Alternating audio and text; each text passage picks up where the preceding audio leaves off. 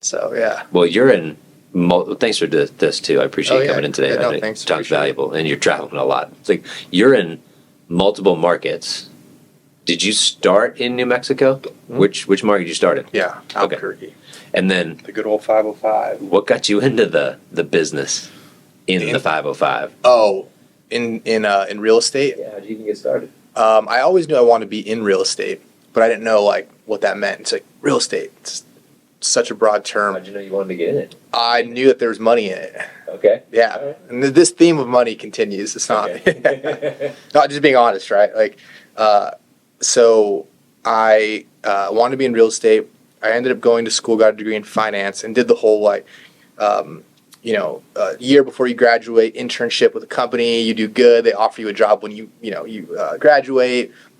It was a publicly traded company called Camden Property Trust. You probably see the apartments out here in Camden. Yeah. So owner operator of around 70,000 apartment units across the country. $16 billion REIT, publicly traded. So awesome company, like super cool. Went out to Florida for a little while to work with them, and that was really the plan after college. But I, just couldn't really do the 9-to-5 thing personally. So you got a year's worth of experience with internship? Almost, yeah. Okay. It was a good amount of time. And I also would ask some of the older guys that were, and when I say older, I mean they were like 30, because I was like 21. Like, take you out for a beer and hang out, convince them to hang out with you because no one wants to hang out with the intern. Right. Yeah, I'm like, what do you guys like make? Just trying to get an idea of like, what do you make here with bonus and all, like, and some of the numbers they were throwing out, I was like, man, that's a good amount of money, but that's a lot. That's a long time to wait, 10 years to be getting paid that much. So I was like, learned a lot, loved it, but at the end of the day, earning potential wasn't what I really wanted. What was the target that you had? You want to know? It's hilarious. It was $75,000. I was like, if I can get a job coming out of college and make $75,000, like, and there are people that told me that wouldn't happen. It wouldn't happen. That's going to be tough. And I was like, yeah. So once I found out that I wasn't going to be anywhere near 75,000, I was like, nope. Nope, that's not it. That's not it. That's good. I said 75 or more. That's what I said. Yeah, your standard. So then after that, what was the next rendition? I go back to Albuquerque. Not in like a tail between the legs way. Just like, all right, what's next? My dad's a custom home builder in Albuquerque. So he builds custom homes. Not just kind of not a one man, but a very small niche operation. He's not a production builder. And he said, I think you should get your real estate license. I'm like, all right, dude, like open houses and like bake cookies. I don't think so. Like, come on. That was your perception of real estate. Correct. Well, because he's a builder. So I grew up, builders sometimes don't agree with how much agents are paid. They make 10% on a deal and an agent's making a little bit less than that. And they're like, dude, I built the thing. Right. So with builders, they're not always the greatest it's kind of a friction relationship. Yeah. You know what I mean? So that's kind of my perception, was they're overpaid and don't really do much. Yeah. And so he said, well, and this guy actually became my friend down the road. He said, we just paid this guy $25,000 commission. And he brought us a deal where the buyer or the person who's going to build the home is $1 million house, $1 million. We gave him 2.5% of the total build cost as his commission for bringing us the client. I was like, okay, so 25 what? 25,000. I had about $250 at the time. Like, that was probably everything pulled. Right. $250 in the bank account. And so I was like, $25,000. I was like, shoot, I do that 10 times. That's $250,000. Well, if you do it 3 times, you hit your goal of 75,000. He was just like, yeah, don't get like, that's not going to be day one in the business, dude. But like, yeah, if you're good at what you do and you know and understand the market and can help people, that's a normal occurrence. That's not unusual. I was like, oh, okay, I'm going to look into this real estate thing a little bit more. And so I ended up getting my real estate license. I went and get... And what age is this now? 20... Well, actually, so I got it. This is the last year of college. Because remember, I did the internship and then I was going to go full-time, but I just said, no, I'm not going to do that. So I actually got it while I was in college. Okay. Yeah. I figured out a way that you can get credit in college to like an elective or whatever. I've seen a couple of those programs. Yeah, and so I did real estate licensing for it. It counted towards graduating. So yeah, I did that, but I scraped up enough money to fund it because you get the schooling's like $1,000, everything else, like $2,500, $3,000 all in. I worked in explosive demolition before that. Whoa. Yeah, so I was like, okay, well, I can't rob a bank and I can't start selling drugs. Like, where am I going to get $3,000 from? I'm not going to go Let's go blow up some stuff. I'm not going to go work at Foot Locker. So I found this job where, it's a buddy of mine. His dad was the head blaster. We travel around the Southwest and go blow up mine quarries, long story short. And you get paid time and a half. We pay overtime every day because we always work more than 8 hours. Right. 10, 12 was pretty usual. You get paid on the road. So when you're sleeping in the truck, driving from El Paso to Durango or whatever, you're getting paid for that. So it was cool. Made a good amount of money. Yeah, it's a good young gig. Hazard pay. Yeah. All the good stuff. So now you decided to now execute on your license and go hang it somewhere. Where'd you put it first? A Remax. Okay. Yeah, it's funny because I thought you got a job. That's how much I didn't know. I was like, oh, I got hired by Remax. Like, little did I know I could have gone anywhere. I had no clue, though. So, yeah, it was Remax. Did they actually post something like, we're hiring? And you went in there? I think I just had heard of Remax. I think it's funny, I just went on, like, what are the things I know? Remax, Caldwell Banker. Okay. And I inquired to all the different places. And it's so funny, the follow-up was so spotty. But the one guy that did answer and followed up, I went with. Okay. Yeah. That's a good point. Yeah. So how long did you stay there? Exactly 2 years on the dot. Because on the day after the 2 years, I was eligible to open my own brokerage, and I did. So the 2 years in. Yeah. So you put in 2 years with Remax, and then they'll allow you to then open up a Remax brokerage? At that time. Okay. State of New Mexico changed it to 4 years out of 5. Okay. It used to be 2 out of 5, which is insane. Yeah. And no sales requirements. Wow. So you just had to literally hang your license for 2 years. Wait 2 years and go. You could open a brokerage and be 100% in charge and liable for real estate transactions. You wonder why it's changed. Yeah, I was 24 when I did that. Okay. So and youngest qualifying, they call it a qualifying broker out there. So youngest qualifying broker from what I know, still to this day in state history, to open up a brokerage. Wow, congrats. Yeah, thanks. Yeah. It's cool. So what'd you learn from that exercise? Man. Well, I'll tell you, I was actually talking about this on a call yesterday, recruiting. I learned how to recruit really well because I have facial hair now, but I didn't then. I look like a young kid. I was 24 years old. So I'm here talking across the table from a grown man who's 45, has 2 young kids at home and a wife and bills and a mortgage payment and car payment, and their kids go to private school. And I'm convincing him that you should hang your license and take my guidance and my system and operation over a Keller Williams or over a Caldwell Banker, over these big brands that have the perception of, success. So you get really good because you have to be watertight with your pitch. With everything that you do has to be so good that they go, this is undeniably going to be a better opportunity. Right. It takes a lot. Yeah. So how long did you stay in that role? Till 2020. Wow. Yeah. So I grew. So 2017, I opened it, grew it to 60 agents, and then in 2020 we merged with EXP. Okay. Yeah. Was there a reason for the merge? Like, was it your conscious decision to go? Yeah. Yeah. I was already expanding into southern New Mexico, and that was challenging. I was like, okay, there has to be an easier way to do this. This is, and you look at brokerage and just the landscape. Everyone's just racing to the lowest. Lowest commission, but at scale. And all those players are having a lot of success right now.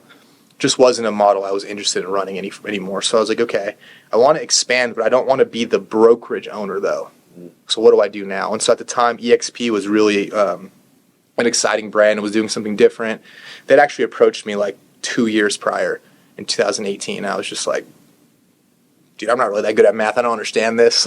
All I know is how to, didn't make sense to me. I don't think it made sense to them. I don't think actually at the time the EXP guys knew what that was going to turn into. Right. So it was just kind of this confusing, honestly, kind of nerdy tech brokerage. And I'm like, I don't know, man. This sounds like a lot. Mm-hmm. So I didn't do it. And you were also not looking to expand or do anything. You were still in the midst of growing that one spot. We always knew, but it wasn't time yet. Yeah. Mm-hmm. Now, is it easier because now you're in Arizona, Colorado, California? Yeah. Still New Mexico? New Mexico, yeah. Any other states? No. And so I've heard it's easier on their model to be in multiple states. Overnight. Yeah, licensing overnight. Wow. Yeah, because the way that you sell in a Colorado, for example, is I am licensed here in Arizona and New Mexico. I can't put my name on purchase agreements in Colorado, right, but I can put myself on a referral. for whatever split that I want. So I can have a team, don't need to be licensed there. Everything's a referral to the main team, and the main team at EXP, our team, over, whatever markets we're getting referrals from is up to us. Okay. Now, so how big is it now? It's about 40 agents. Wow. Yeah. Okay. Smaller than it was. Yeah. Yeah. 2023 was a tough year. Was it by design that it went smaller, or market conditions, or both? Somewhat by design, but also 2023 was like every year we had added 100 transactions. So starting from 2016 to 17, 100, and then 18, 200, 19, 300, 400, 500. And then 500 we hit the 2022, 2023. And that's when we were not doing 500 anymore. Right. And so, I think it's more market condition, I would say. And so what percentage of your business and maybe even time is spent, hey, I'm going to recruit and keep growing this, or do you do any personal production? Yeah. Yeah. So it just started again, actually. It's been fun. Yeah. Yeah. So the expanding into multiple markets, if anyone's like a team leader listening to this, it's not as glamorous as it like sounds. It's pretty cool. Like, it's fun to have and see your brand like doing deals and, revenue coming in from a market you haven't even stepped foot in 6 months. Like, that's awesome. But it really comes down to the leadership that's on the ground there. And so, like, I think when we expanded, it would have worked if it was 2021 over again, but it was 2022 halfway through where interest rates doubled on us in, like, what was it, July, August, and September, right in that range. So it was challenging then, but I think the local, having that leadership is what I learned, and like we tried to really work it as this is our unit, and here are the places we're in. When really we probably should have broken it up a little bit more and been more structured with just that location and that location's needs, not try to blanket the entire company doing all the same thing, if that makes sense. Mm-hmm. Because New Mexico is just like, I mean, they'll do a little bit more than 10, 12 million every single month, whereas some months when we're starting off here is like zero. Right. So it's like the just needs of what you need in this market and that one is just different. So now, have you kept a leader or promoted a leader in New Mexico while you're more here? Yeah. Okay. And so you found the right person for that. Yeah. Was that person with you for a long time? Yeah. What's some of the attributes of that person that make it great for that? Because I want to say like a distance leadership. It's not absentee leader, but it's a distance from there. Yeah. I know you do a lot on Zoom and doing a lot of training as a cohesive, right? No. Yeah. But you have him there. Is it him? Her. Yeah. Okay. And for her, like, what's some of the attributes to have for that person? They have to want to, like, they have to want to be in that role. So production, a lot of times it's like, I want to get out of production. Production's hard, but also getting out of production and managing and like your revenue being completely, on somebody else to go create is hard too. So they're both hard. So one's not like, oh, I want to get out of production. I hear that now. I used to say that, by the way. When I hear that, I'm like, well, that's not really the absolute best thing? Or does that just sound better because it sounds like it's not as much work? Right. I would say it's equal, maybe not as much physical labor, but mentally it's pretty taxing. Different. Yeah, it's different. Different work, but still work. So have to want and know that part. Because I'm like, hey, if it's just about money today, just go sell. Right. If it's about money today, just go sell. Your control. You're going to net more money probably this year than you would, but long term, if this is the role and you want to be in this operational role and growth role, that's different. And those things take time. Right. So that's number one. I would say number two is they have to be okay with the change that's going to come, because like I brought a lot, everyone that was there, I brought, and then I left. So there's been people that came because of me and then they left because it's not me anymore. Because you weren't there. So that person has to be okay with like you're not in my shadow. You have to, at some point it's going to be built around you, and there's going to be some change. And as long as they understand, like, you can't hide in the corner. Like, you're the star of the show. If you want that, then I'd say those are the two main attributes. Mm-hmm. Then just somebody who has that talent to recruit, to sell, and to coach agents and get them to buy into the program. I mean, is there accountability for them to you? Meaning, hey, you're this much time recruiting, or is there just a goal? Yeah, it's just a metric. Like, hey, we want X number of recruits. Correct. Or appointments. Yeah. Which one is it? Appointments and recruits? Net agents is what we look at. What do we look at? 2. Okay, a month. Yeah. Okay. Yeah. And now, do you have that same not same person, but same person or role in Colorado Yeah, correct. and California. Not California yet, no. Looking for someone? Potentially. We'll see. How big's that? Just a couple agents. Okay. So, I mean, when we looked at, like, okay, when we did that, if I could have gone back, I would have just done Arizona and not done anything else because I moved here. Okay. Like, if I could have gone, I could go Right. back and just redo it, I would have done that. Okay. So, But the so other why ones, why Colorado? I think Denver's a great market. I think it's going to continue to grow. I always enjoyed it. Did someone reach out to you, or did you consciously go, we're going to Colorado? We're going to Denver. Okay. Yeah.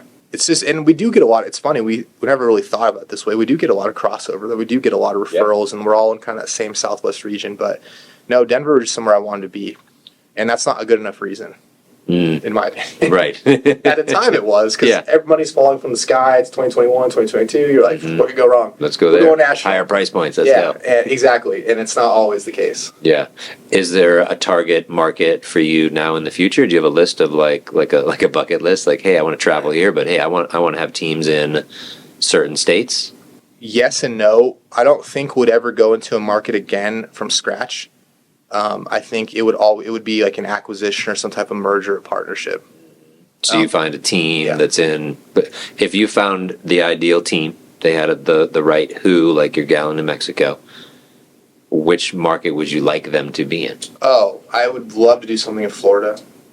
Why Florida? Because I think it's a market that's going to continue to explode. You still have a lot of affordable real estate there, and I need to buy some water. It's ideal. Like you like to buy water. Yes, I agree. To go by the water. I agree. It's awesome. I'm not a huge fan of San Diego. I am of San Diego, but it's not real estate. I don't think real estate in California would be a place I want to go. Las Vegas has come across the radar a couple times. But outside of that, we don't really have anything. Are there any I wouldn't go there? Like the cold climate, like I'm not going to East Coast, Northeast Michigan, like, Boston, New York, like I'm not going to East Coast. Any state that's more blue than red. Why? I just don't want to bet. I wouldn't bet on that market continuing to, in a perfect world, you catch some tailwind. Right? If you could have been investing in Nashville before it was Nashville, right? There's just things that are just going to happen. You get tailwind. So I don't want to go into a market where there's not a chance of tailwind. If anything, there could be headwind. And so I learned that. I mean, Albuquerque is a great example. Denver's a great example. Haven't really done much. I mean, Denver exploded, but it's still having a little bit of a heart. It's not like exploding again. Sputtering. Yeah, they're just both in the middle. And they're not one side. I mean, not that politics is the main reason for anything, but it is something we look at. I agree. Yeah. I mean, look at the population. Look at how it's moving. I mean, it's pretty obvious where people want to go. Right. Well, and how many are like Florida is insane, and big money going there too. Correct. Because of taxes. Right? Correct. And so, that's how we look at it. Yeah. Cool. So here, what does your day-to-day look like when you're here? Well, let's back up. Let's say travel. Do you go to your different markets and have a set like, hey, quarterly I want to be in the other markets, or do you have? I'll do a quarterly visit to Albuquerque. Okay. But I like staying here. I don't like going. Yeah. This year I'm really trying to not go anywhere. Okay. You've made a big push, and you told me like into personal production. Yeah. So right now in your day-to-day, what percentage is personal production versus rock? 80% personal production, 20% overseeing other stuff. And how are you generating your business? Yeah, getting on the phones, man. And who you calling expired listings. I've had a lot of good success lately with that. Canceled listings. Leveraging the network. I do have a good network. I just have to leverage it. But those things take time. But yeah, a lot of it comes from some online lead generation, not a ton, but some. But primarily, I like the expired listings. Okay. Yep. And then I'm also my referral network. People call me a lot in Scottsdale and say, hey, I have a client coming there. Can you help them? Yeah. And that's just, all that is just 7 years of busting your ass. Right. Yeah. Yeah, making a lot of connections. Correct. Right. Having an impact. Yeah. I mean, the moment I said I'm working in sales again and in Scottsdale, I think I got like 5 referrals from one post. There you go. So yeah, I didn't even think of that. I was like, oh wow, yeah, I forgot people do know that. They live here. What is your social strategy? Do you have one? Do you follow one? I've been trying to debate what it is, actually. I've had this conversation with a few people. It like views and growing your audience is great, but you also look at, okay, if I'm spending X to thousands of dollars per month on this, like where is the true ROI at, and can I foresee it at least in the future? And so I don't know. I don't really know what the social strategy is right now. What about just organic unpaid, like just shooting videos and content? Yeah, or, that's like what you've I done mean. podcasts in the Yeah, past. that's what I right? mean. Without stuff money like that. behind it. Yeah, that's what I meant. Was just I mean, to have someone film it and stuff, it costs money. But I would. I don't know. I think it has to be about real estate because I've learned that you try to go too far off and think it's just real estate is what I'm known for, what I do, what I know, and so something in that space, but that's more entertaining and less like promotional, if that makes sense. Right. Yeah. Yeah. Value.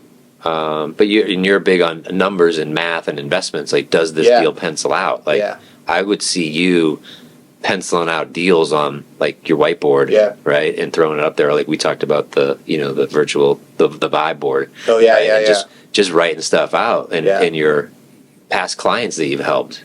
Yeah. And deals how you've structured them and things like that. I think that would be attractive to people because that's within your wheelhouse, but it's what you're really good at. It's a good idea. So let's talk about place. Oh yeah. So how did that come about? I was in Mexico, and I ran into somebody with a place shirt on. It was at an EXP event that they did in Cabo. And I was at the family reunion, Keller Williams family reunion in 2019, I want to say it was, when they announced the place. It was kind of a big deal. It was like, what's going on? What are these guys doing? Type of thing. And I remember I was like, oh, Ben Kinney, I've heard of that guy. So I inquired. I never heard back. And so I went on with my life and did my thing. And then I ran into this person in Mexico 3 years later. And I said, oh, I know what that company. And she was caught off guard. She's like, well, wait, what? I was like, yeah, I know the place. Ben Kinney and Chris. And it's awesome. Like, whatever happened with it? Like, they never called. She's like, so we ended up having lunch and learned a little bit more about it. And I was like, that's interesting. It's really interesting. She's like, yeah, like, so you live in Scottsdale? I'm like, yeah, now I do. She's like, oh, well, Ben has a place out there. You guys should totally meet up. And so I was like, okay. So when I got back here, I texted him, hey, what's up? You want to hang out? We ended up living like 10 minutes away from each other. Nice. And so, I got to know him a little bit. And I think what they're doing, I think it'd be one of the most valuable real estate companies that's publicly traded, period. Now, can you describe place? Because some people ask me, I was at a brokerage, and I describe it as like a system that people are plugging into, right? Yeah. But you'll have a better description. So it's not a brokerage, it's a technology company. Most important part, because brokerages' margins aren't great and they don't get amazing valuations on the stock market like tech does. So it's very strategic. It's not a brokerage, it's a technology company. It's a technology company where Ben and Chris, who I think Ben at his height of his teams alone was somewhere in the 30 to 40 million GCI annually. That's an insane team. Yeah. Right? That's the top of the top when it comes, and he's a production team, not a luxury team, not a bank like auction REO team, a just production team all across the country. And Chris Suarez wasn't too far behind. So they come together and go, hey, what if we take everything that we did and have from our systems, our technology, the benefits we offer, our methodologies, our training, our actual physical technology, HR, finance, accounting, everything that we have, package it into a technology platform that we can go partner with other top 1% teams across the U.S. that also have a vision of growing extremely profitable and productive teams across the U.S. Money. That's the high level. Yeah. Okay, so go one level deeper. So let's say someone says, I'm in, that makes sense, and they literally plug into place. Yeah. What does that look like? So first there's a criteria, $1 million of revenue minimum or 100 transactions minimum. And so there's no conversation without that. And even then, your financials get checked because most teams don't make any money. And so it's really the team leader's production. So they also have somewhat of a vetting process on the P&L to make sure, obviously no one's perfect on their P&L, but just to make sure you are attempting to run a real business here. Right. That's step one. Okay. So I passed that test. Yeah. So then step two is, you meet with the growth team, and there's a lot of other criteria. It's a three-phase process. But assuming it's all looks great, right? The partnership, which is unique, people ask all the time, well, what do you pay them? What's the, and I'm like, well, you don't. I'm like, what do you mean you don't? Yeah, you don't. You make money and lose money together. It's a true partnership. They have as much skin in the game in your team as you do in your team. Did you even pay to get in? No. No. You guys fund your account. You fund your holding company that you own together. Okay. But outside of that, no. And so people go, well, why would I do a partnership then? Because I'm getting paid. Would I getting paid less? I'm like, well, number one, by the infrastructure that they bring day one, you should be able to trim at least 10 to 15% off your expenses. At least. That's number one. Number two, most times your financial model with splits is out of whack. You're probably giving agents too much, and your profitability is low. Expenses high, profitability low. It's just classic high splits, low profitability.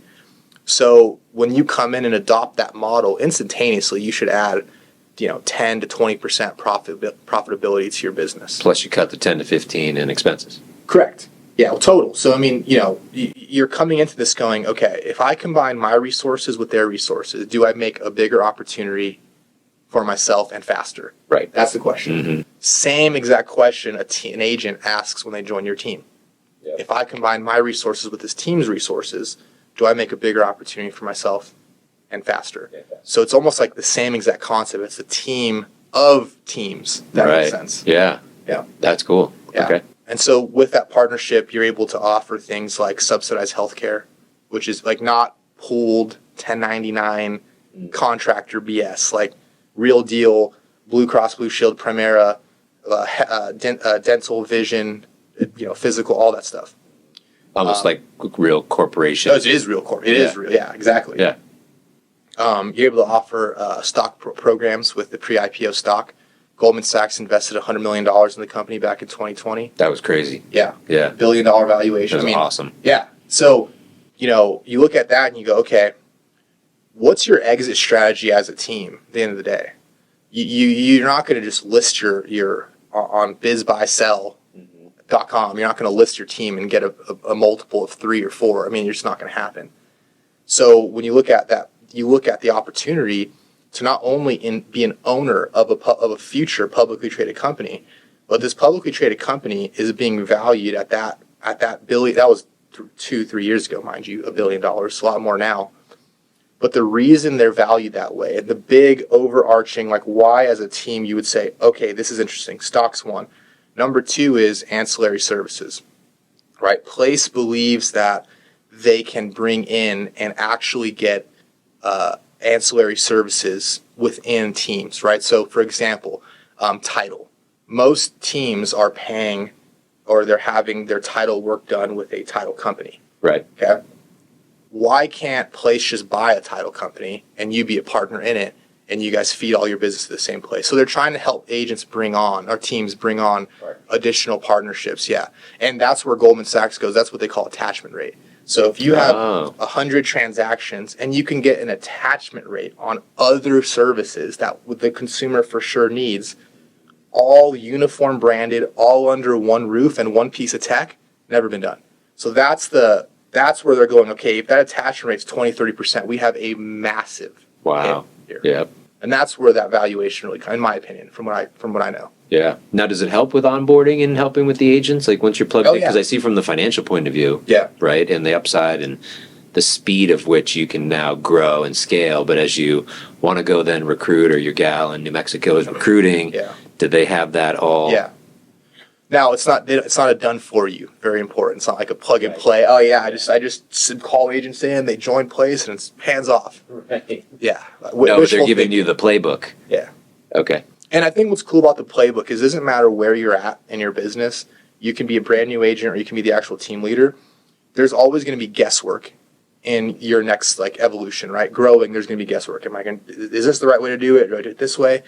When you have a playbook all the way up to $50 million in revenue GCI, every step of the way, out of it. And which is helpful for a lot of people because a lot of times you wake up with good intentions. You wake up wanting to work hard, but then if you don't know where to channel all the energy, you end up floundering. Right. And that's what happens to a lot of agents. Is they're good people and they're hard workers, but they're it's information overload. Yeah. Greg says this, Ramon says that, Ben Kinney says this, YouTube says this, TikTok says that. Yeah, I listen to this podcast. Yeah, this podcast says this. My broker says that. You're just it's a lot of noise. It's a lot of noise. It's a lot of noise. Yeah. How do you help your agents cut through the noise? Whether they're here or there? I mean, by having those conversations, being real with hey, you're good. You're going to hear stuff. You're going to hear all. Trust me when I say this is the fundamentals. And we have proof of that because there's 300 other teams successfully running the program. Mm-hmm. So I think that a lot of agents, as they build a foundation, you can start getting cute, as I call it, after you've mastered the fundamentals. Because your business, once you get to a certain level, it's going to be a really reflection of you. Right. But there's always a fundamental foundation it's built on. And until that's built, don't get cute, basically. Yeah. So what do you in this market right now, what do you have your agents doing? What are you coaching them on, the ones that you have? Like for production? Yeah. Relentless open houses. What's that look like? It looks like at least 3 open houses a week. 3 a week? That's like, yeah, scratching it. Right. If you don't have why any work business, in the office when you can work in a mobile office? Why not stand in front of people walking into the product that you're trying to sell, like on their own free will, on their own time, walking in the front door, you as a licensed agent standing in a home that's for sale, at the front door saying, hello, nice to meet you, I'm so-and-so. Like, I can't think of a better layup for sales. I can't. I don't think I could actually imagine it, a better one. Now, do you have a formula for them to promote that open house? Yeah, like how many signs and... Yeah, it's, it's the basics, right? It's nothing too fancy. And there's some door knocking involved, circle prospecting, those types of things. But really it comes like teaching, and this is where just raw sales comes into play. It's defining the commonality, building the rapport, knowing how to ask the right questions, and really reading the prospect as you have the conversation, and kind of knowing when's the right time to go for the contact info. Is there a buying signal or? Yeah. It's just, and it comes to practice. Mm-hmm. It just comes to practice. Yeah. So what's the follow-up look like after the open house for your agents? I tell them to call them the same day. You have a good conversation with somebody, you'd be on it. Hey, right thanks then for and coming there. in. Yep, blah, blah, 100%. Yep. And then see every where it day goes. thereafter until they answer. And then you have your guys in Brevity? Yeah. Or, okay. Everything. Yep. And then they're following up thereafter. What else besides open houses do you have your people Cancel doing? expired listings. Are they calling the same list? Like you get a massive list, and then you're like, hey guys, it's in the system, or does Brivity's tech already pull those? We own a company called Land Voice. Okay. So Land Voice, all that data is already, everyone has their own seat and can just pull it whenever. Oh, cool. All the data, yeah. Okay. And do you have like a certain recommendation, like, hey guys, if you do an hour a day or an hour 3 days a week, or? Not really. I tell them that because what happens is you say, Greg, do 100 calls a day. And you're like, got it. And then Greg does 100 calls a day. The 100 calls a day is just an arbitrary. It doesn't mean anything. And so you come back and go, dude, this is BS. Like I did everything you said and I don't have a listing. So I just feel like in this market, it's false to tell someone this. Maybe I could put 5,000 calls a day. If you do 5,000 calls a day, I probably guarantee it'll work. Yeah. But giving people numbers, I say you call until you get the result. Right? And what's the result you're looking for? 5 quality conversations where you get someone's contact info and they agree for you to follow up in the future? Right. Sure. An actual appointment, but call until that. Don't think about how long or how many calls. Go for the outcome. Okay. All right. In this market, canceled. In this market, at least. Yeah, it is different. There's no like all the stuff's out the door at this point. What about like when they're coming in? Do you have them do anything with their old sphere? Meaning they came from another business or came out of college, they're from here? Yeah, there's a whole methodology and going through it, conversations to have. It's actually one of the more lengthy processes of our program because you have minimums 200 sphere people uploaded the first day you start your 90-day program, launch program.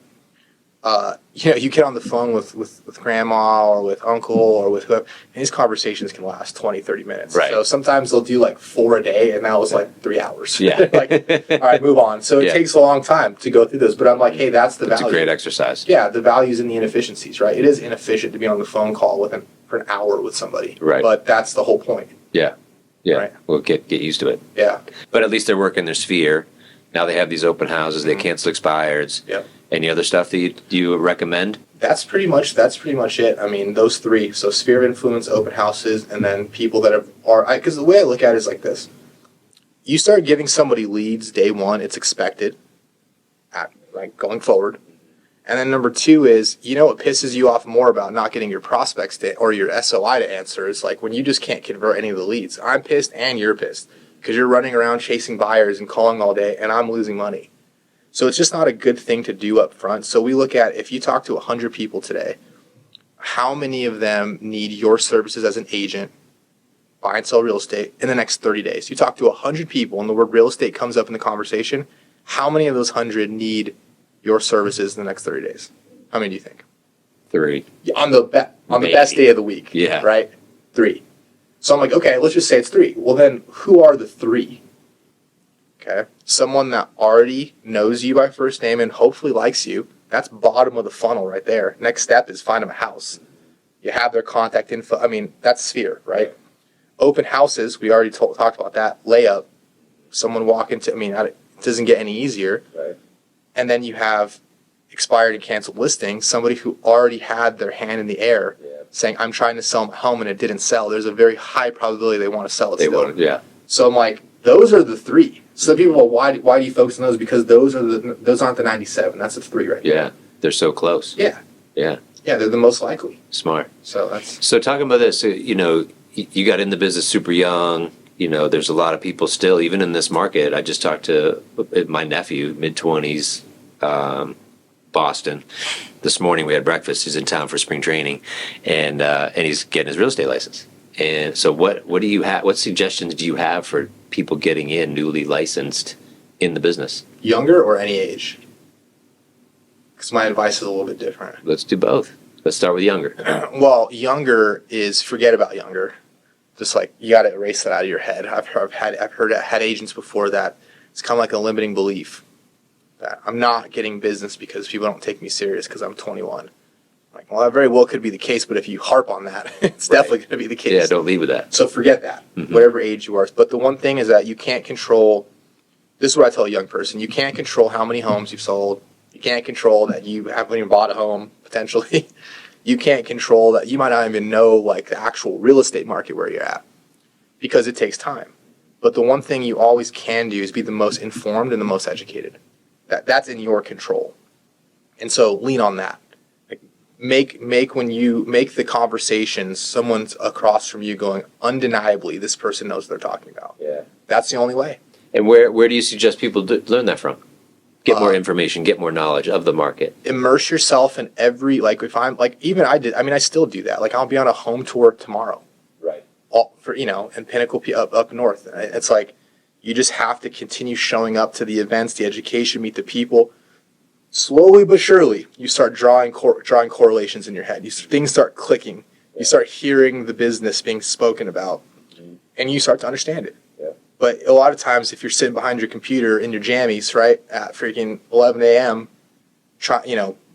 thinking you're going to make a video on Facebook and that'll be the deal, Yeah. it doesn't work like that. Good You point. got to get out in the field and go meet people and go learn. Yeah. That's the best way, in my opinion. Even I'm learning still. Yeah. That's why I'm doing those things. Okay, so after this, so they're leading with that. I'm like a market expert, informational, know about real estate, know about my Yeah. local market, because that'll trump I'm a pro. age, because it Yeah. doesn't matter. I'm a pro. Yeah. What's the difference between that older person then? So the older person, depending on if they're from the area or not, I would still give them the same advice, right? But I would say you're not going to have that same learning curve where someone's going to see you and go, this is a young kid, right? Which people do. I don't blame them. They're dealing with their money. You got some gray hair on the roster, right? Okay. You're gonna have a different challenge. Your challenge is going to be like truly how much time can you dedicate to this? Because most of the time that person who's a little bit older has other obligations and they maybe came from a corporate job. I have a couple younger guys that are 21 years old, no kids, no girlfriend, have very little rent, literally nothing to do but sell real estate. Yeah. That lifestyle is different. Right. So I always talk about like, how can you be the most effective with your time you have? Because when you're starting off, you have to compound and compress the energy and amount of conversations into a short period of time. Mm-hmm.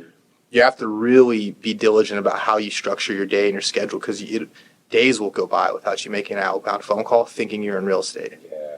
And that's the area I see the biggest like downfall of that person is it becomes overwhelmed and then there's not any business and overwhelmed and no money coming in. Overwhelmed, paralyzed. It's a bad cycle. Yeah. No money's coming in. Now I'm more worried. Yeah. Paralyzed again. Yes. Yeah. Yes. And your kids like they have soccer, gymnastics, like Mhm.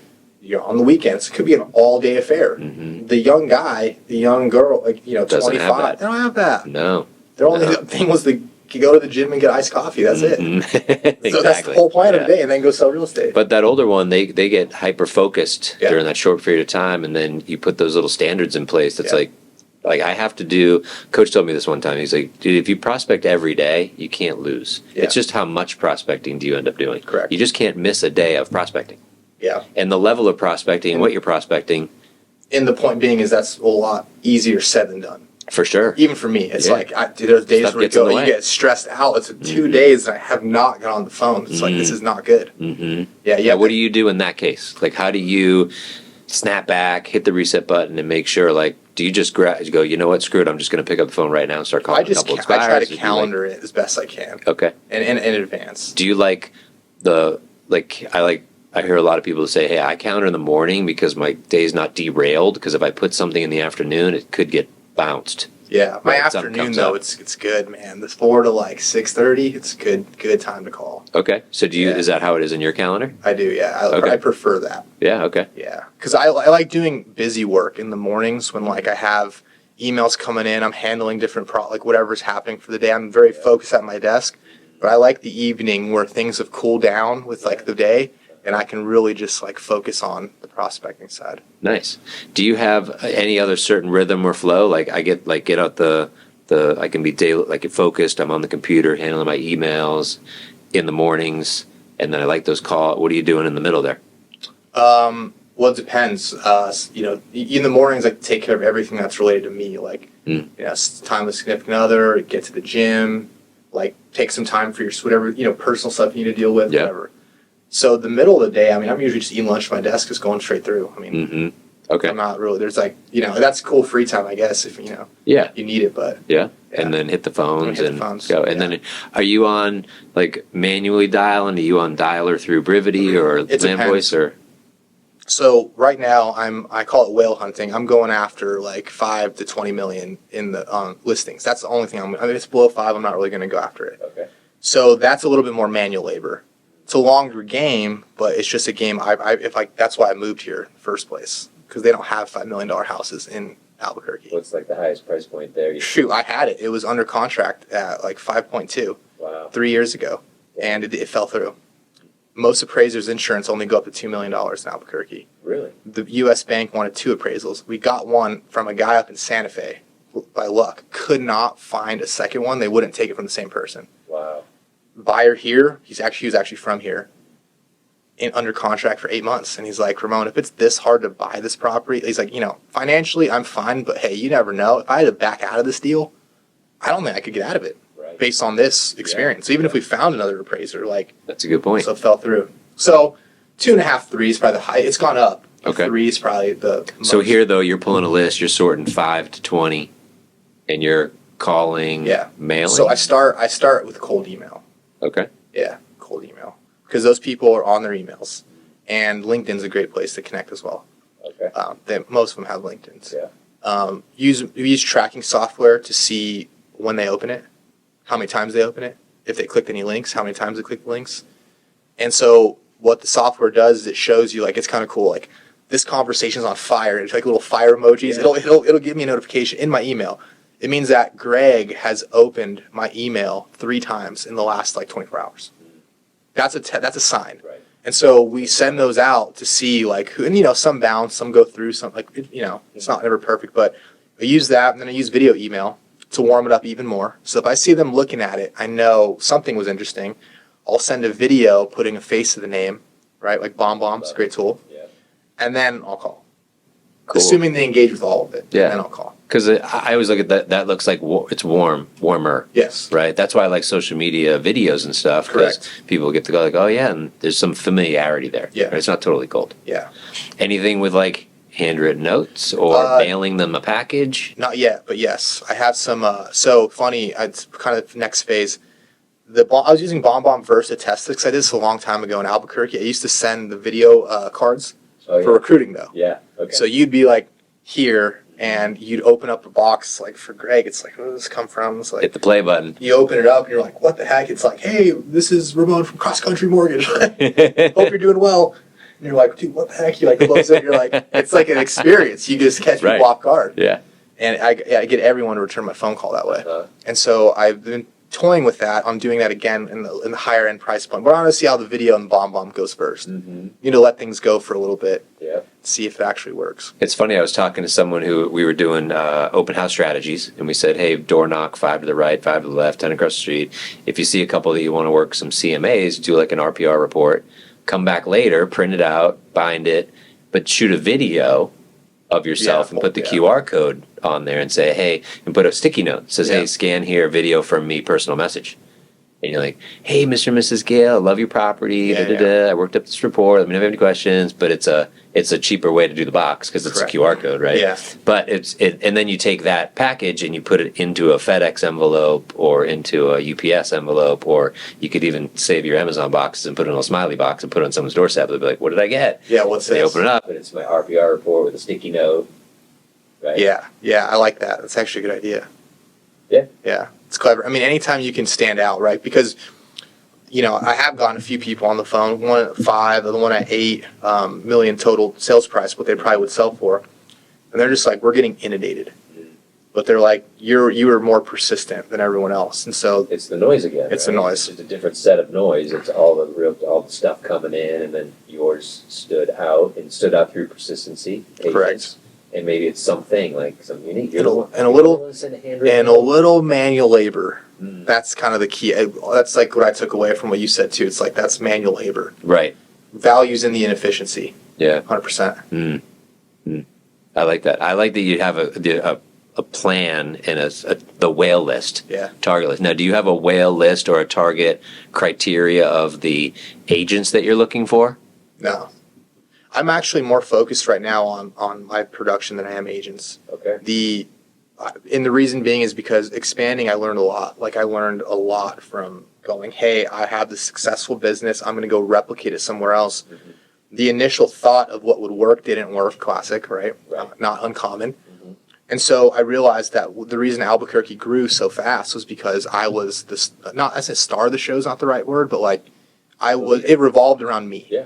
Right? I recruited, I trained, I came up with all the ideas, I hired the staff, all of it. So I'm like, if that needs to happen again, then that's okay. So be it. And so then I look back and go, okay, well, I just have to sell a lot of real estate. Everyone wants to work with someone who's doing deals. And you meet agents, you're showing homes, they're coming viewing your properties, you're just in the mix. You're going to broker opens, you have open house. I mean, you're just getting exposure. And at some point, numbers talk. And that's the point I think we need to get to here first before we start going, hey, and in that process, agents come to you. Yeah.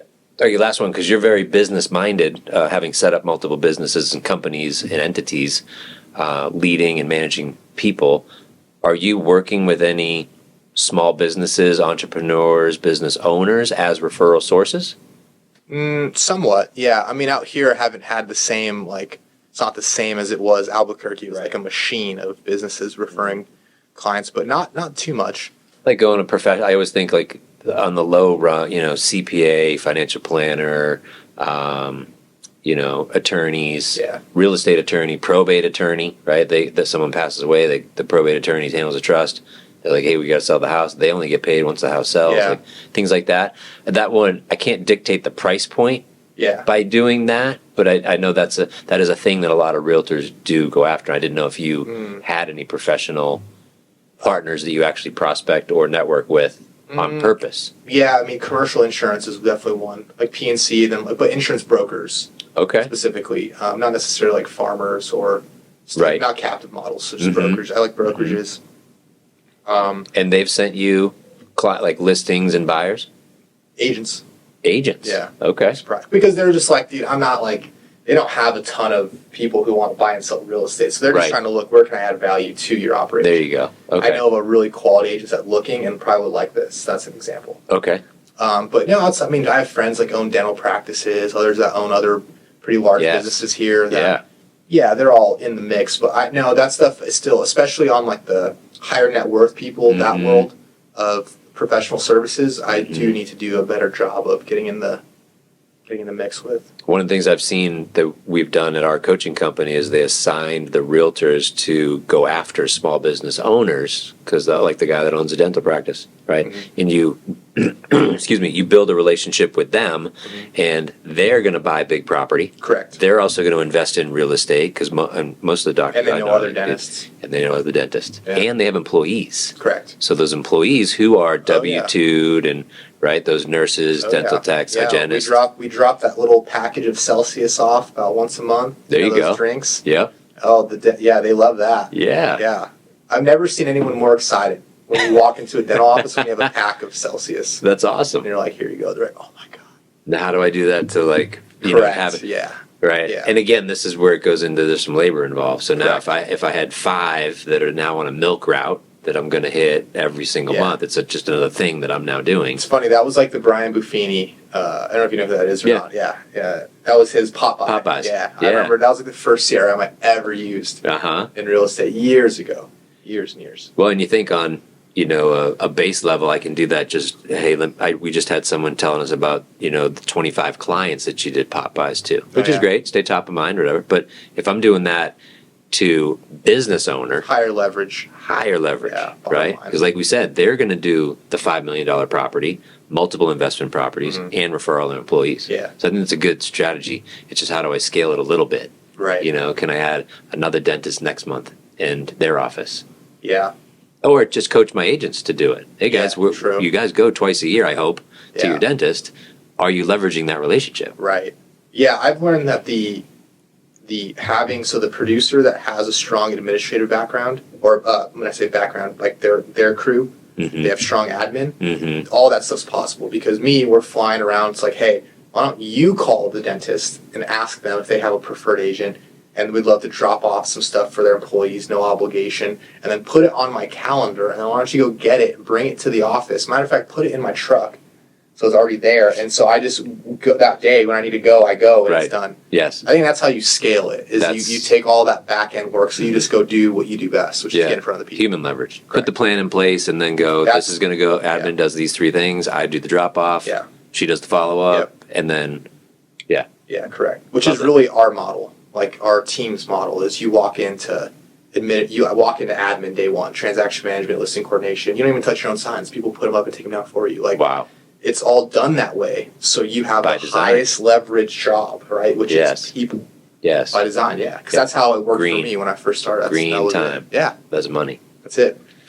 Well, cool, man. I appreciate you coming in. That's Yeah, a lot. it's fun. I need to have you come back because there's a lot more in that little head of yours that could give me some information. So Yeah, man, that was cool. I appreciate it. Yeah, dude. Good to see you, man. Thank you. Thank you very much.